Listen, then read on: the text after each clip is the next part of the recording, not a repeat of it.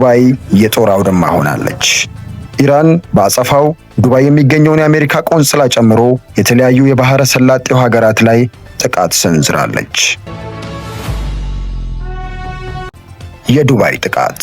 የኢራን ድሮኖች የዱባይን የአየር መከላከያ ሰብረው በመግባት የአሜሪካ ቆንስላ የመኪና ማቆሚያ ላይ ጉዳት አደርሰዋል። በሰው ላይ የደረሰ ጉዳት ባይኖርም ቆንስላው ለጊዜው መዘጋቱን የአሜሪካ የውጭ ጉዳይ ሚኒስቴር አስታውቋል። በረራዎች ተቋርጠዋል። የዱባይ ዲኤክስቢ አውሮፕላን ማረፊያ ለደህንነት ሲባል ተዘግቷል። በሺዎች የሚቆጠሩ መንገደኞችም ጉዟቸው ተስተጓጉሏል።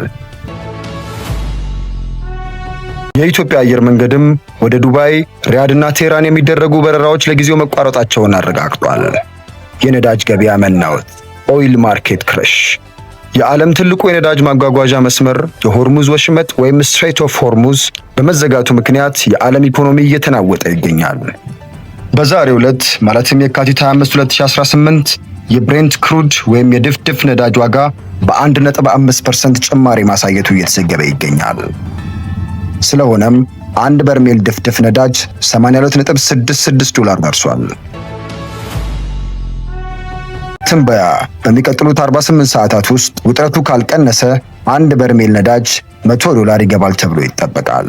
ይህም በኢትዮጵያም ሆነ በሌሎች ሀገራት የኑሮ ውድነትን ሊያባብስ ይችላል ተብሎም ይጠበቃል።